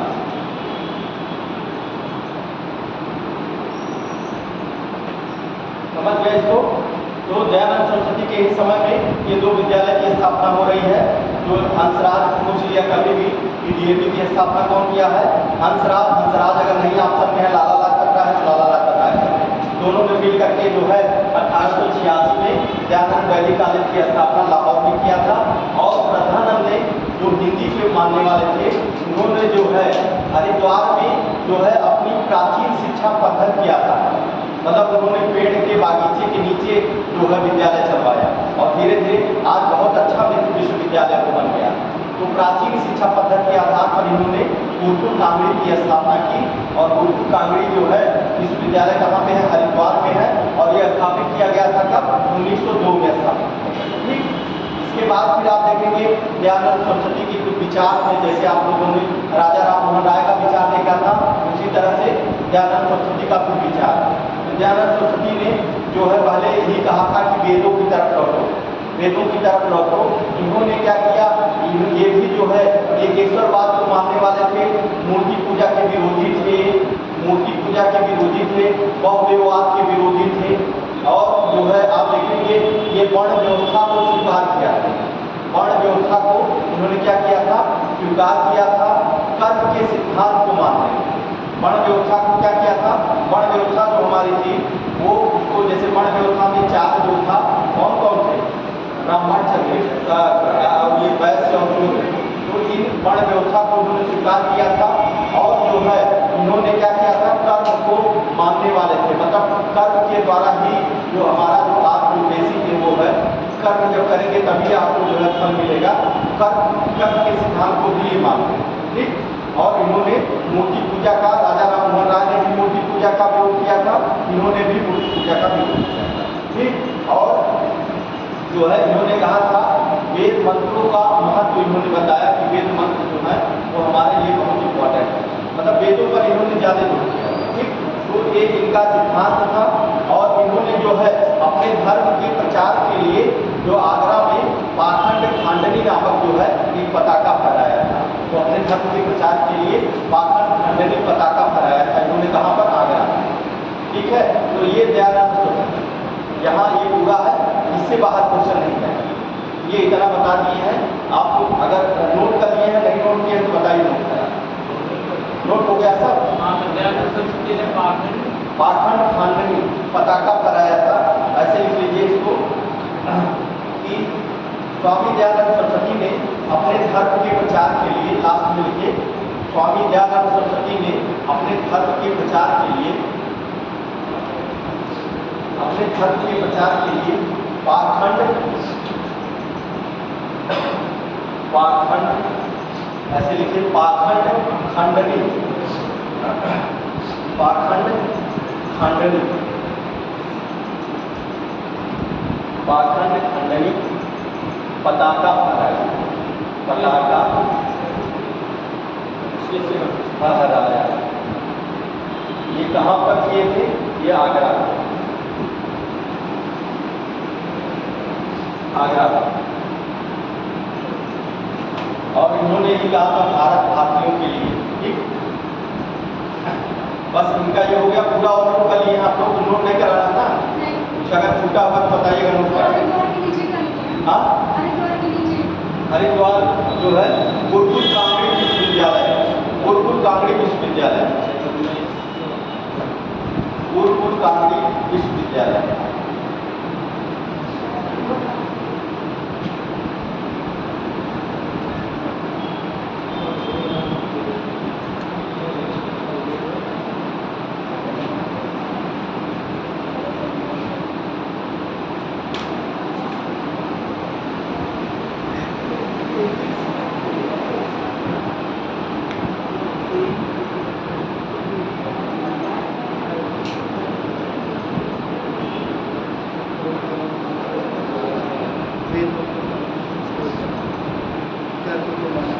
अब हम लोग आगे चलेंगे, कहाँ पर चलेंगे, जो है स्वामी विवेकानंद। तीसरी जो इसमें सबसे इम्पोर्टेंट है वो है वो स्वामी विवेकानंद।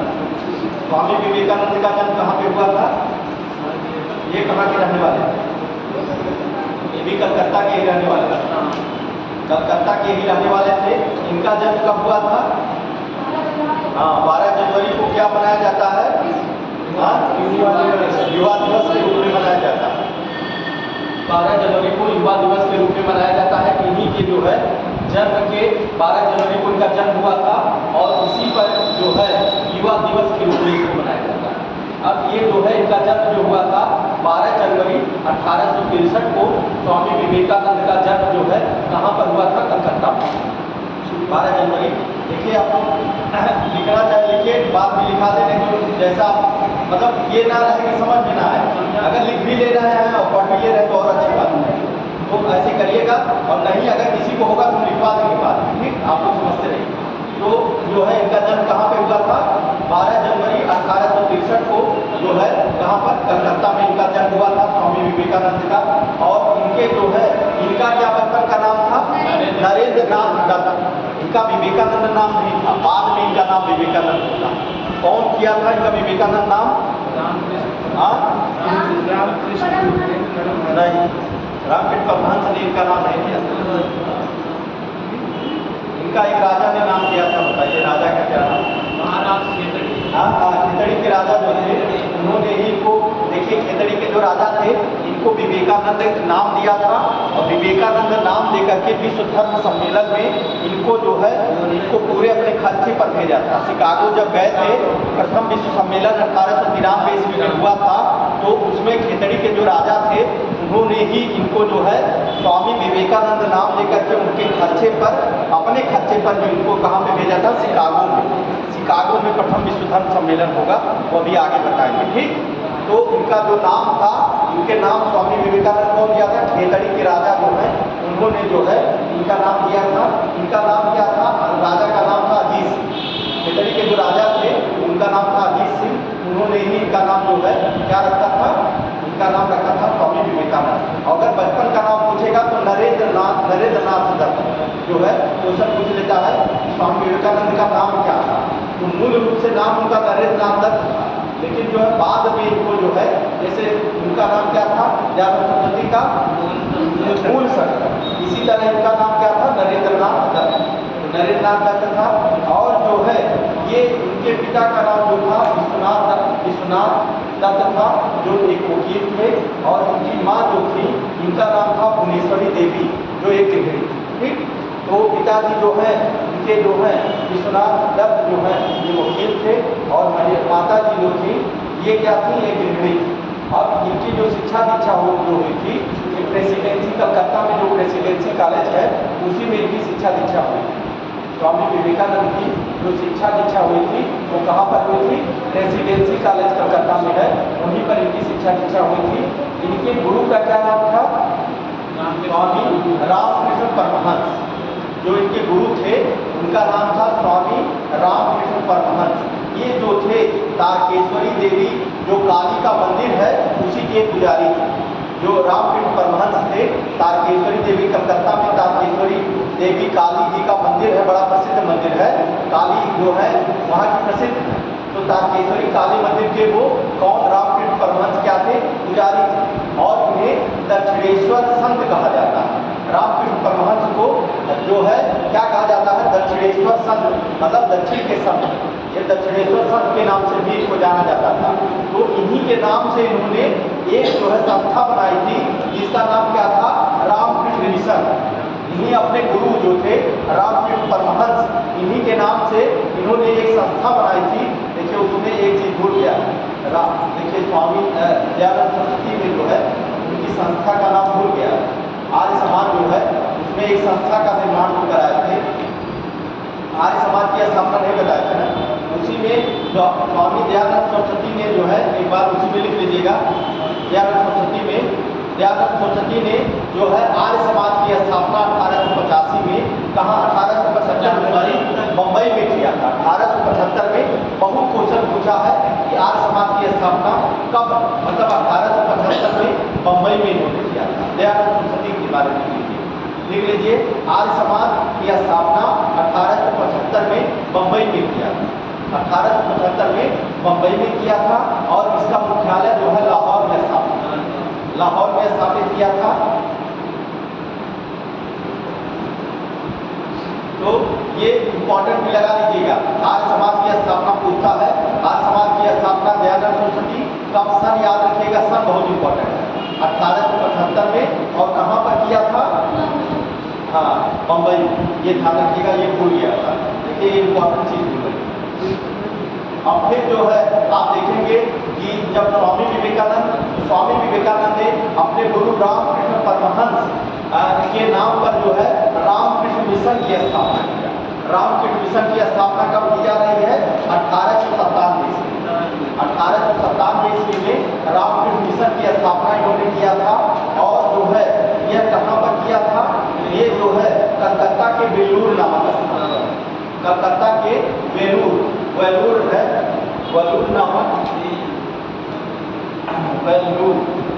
वेलूर नामक स्थान पर जो है कलकत्ता के वेलूर नामक स्थान पर जो है इन्होंने क्या किया? रामकृष्ण मिशन की स्थापना कब कर रहे हैं? 1897। ऐसे क्वेश्चन मिलाने को लेता है रामकृष्ण मिशन और उसके बाद आर्य समाज, तो ऐसे सब दे देगा। तो जो है रामकृष्ण मिशन की स्थापना कब की गई? 1897 में। और जो है आर्य समाज की स्थापना कब की गई है? 1875 75 ऐसे याद रखिएगा, 1875 और 1897 में जो है रामकृष्ण मिशन की स्थापना की गई। ठीक। अब इसके बाद जो है इनके जो भाई का नाम था भूपेन्द्र नाथ दत्त इनके भाई थे, जो एक क्रांतिकारी थे, जो आगे आपको जो पढ़ाया जाएगा उनको पढ़ाया जाएगा। ठीक। तो स्वामी विवेकानंद का आप लोगों ने देखा कि जन्म जो है 12 जनवरी कब हुआ? 1863 में।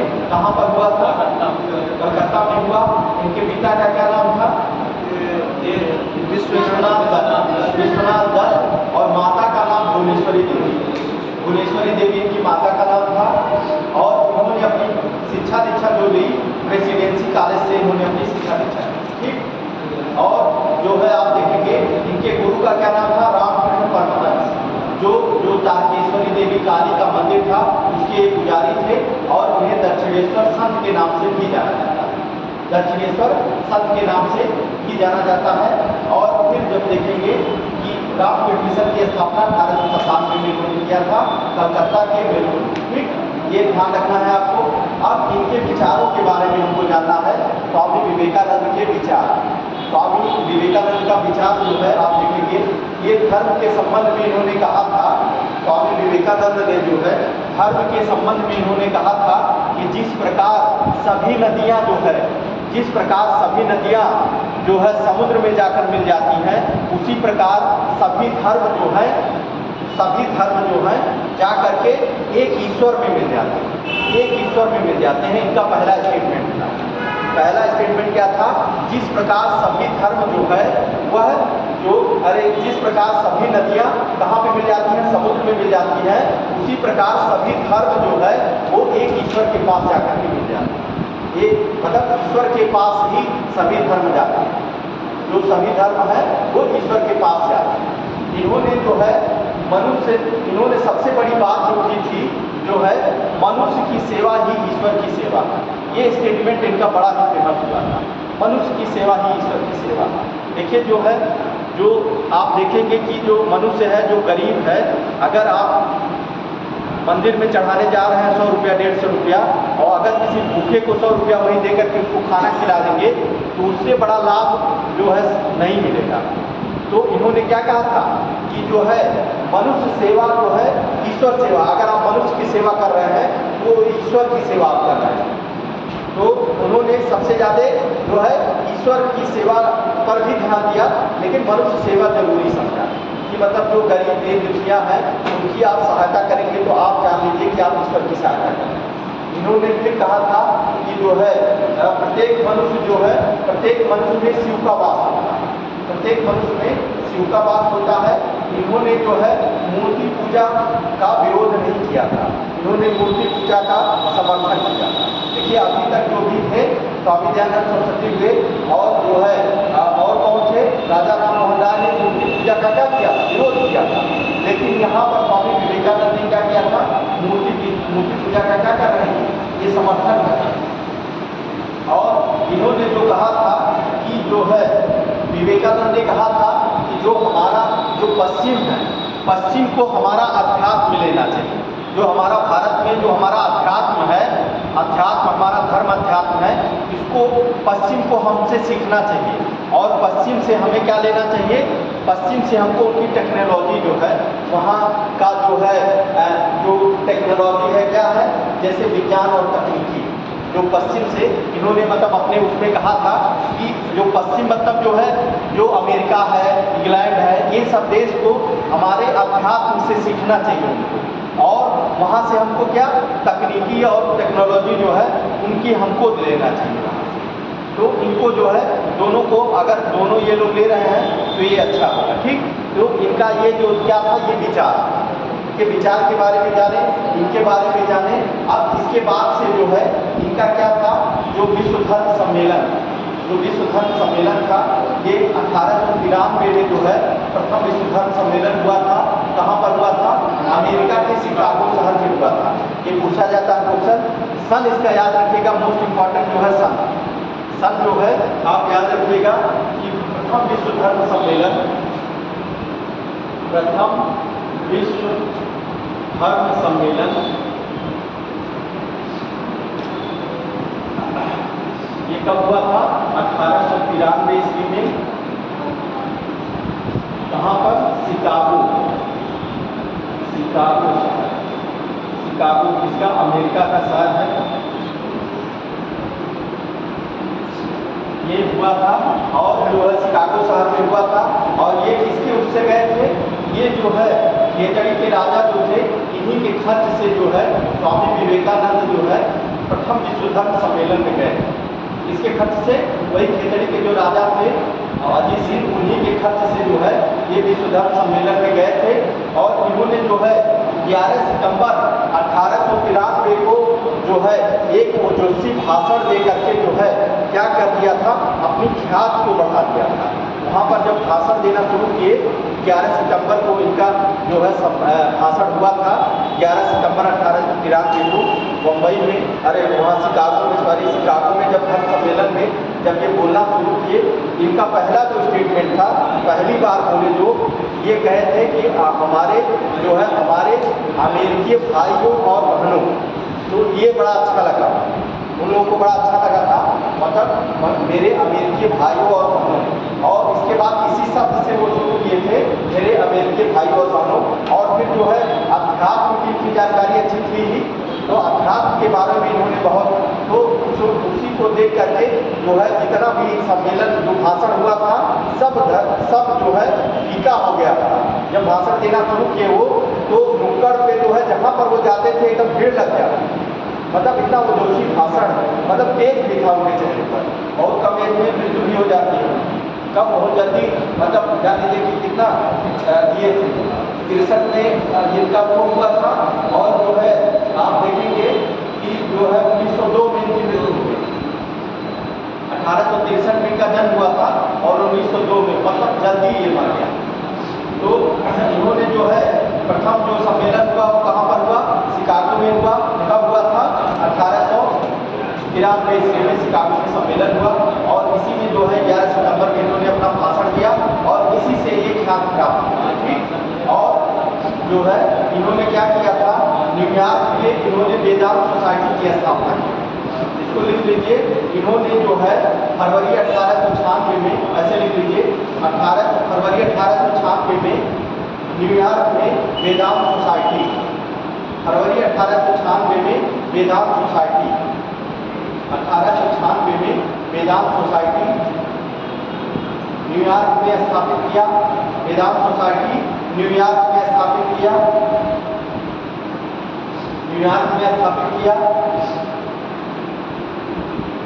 और जो है कैलिफोर्निया में शांति आश्रम, कैलिफोर्निया में, कैलिफोर्निया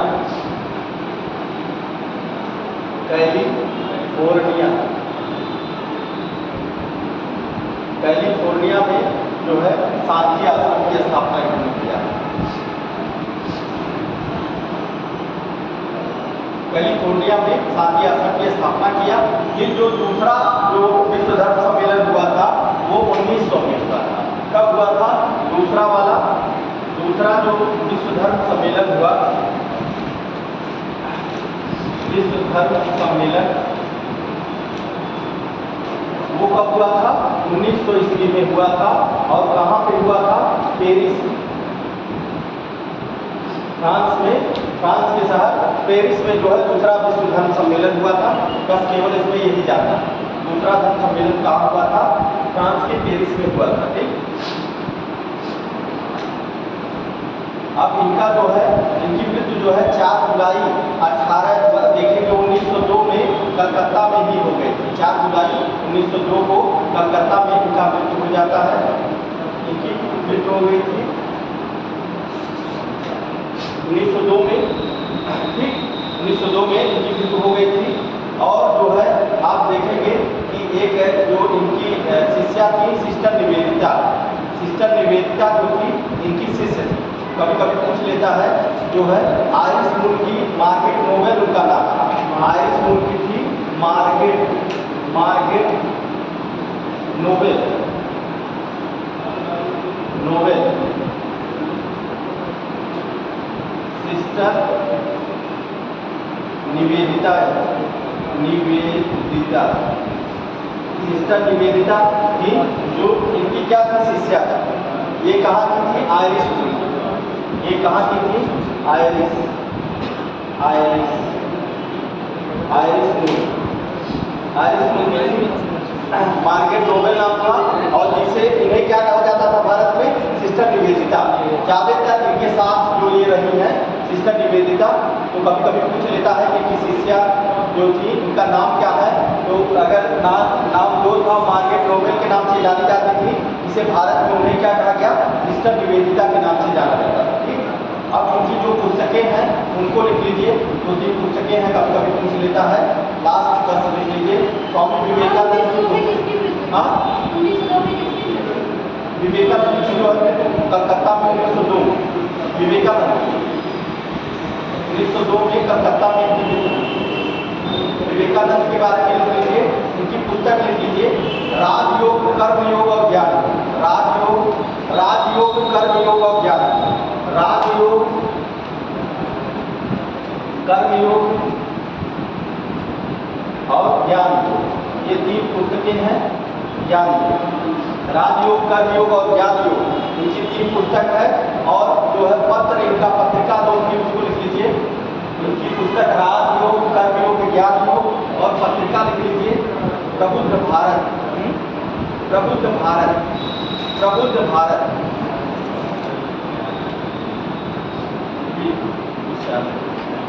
प्रबुद्ध भारत, इनकी जो है प्रबुद्ध, बस हो गया, बस लास्ट है।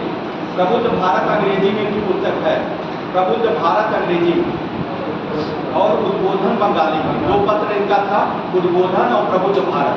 उद्बोधन जो था ये बंगाली में है और प्रबुद्ध भारत जो है ये अंग्रेजी में। ठीक हो गया? आई है चीजें ना समझ में? क्लियर है? देखिए, अब ये आपको दे रहे हैं, जरूर जा करके स्वामी विवेकानंद, दयानंद सरस्वती, इन पर आपको क्वेश्चन जरूर देना है। ठीक है? अगर नहीं होगा घटना चक्र तो अभी सबसे बात करके हम घटना चक्र आपके ग्रुप में सब लोग जुड़े हैं ना, इनमें डलवा दे रहे हैं। और वो चैप्टर जो है, चैप्टर आपको जानना है ना कौन सा चैप्टर है? सामाजिक धार्मिक आंदोलन, वो चैप्टर आपको लेगा, वहाँ पूरा क्वेश्चन दिया होगा, उनको साफ करिएगा, तब आप लोग को समझ में आएगा कि हाँ ये चीज़ें पढ़ाई गई हैं।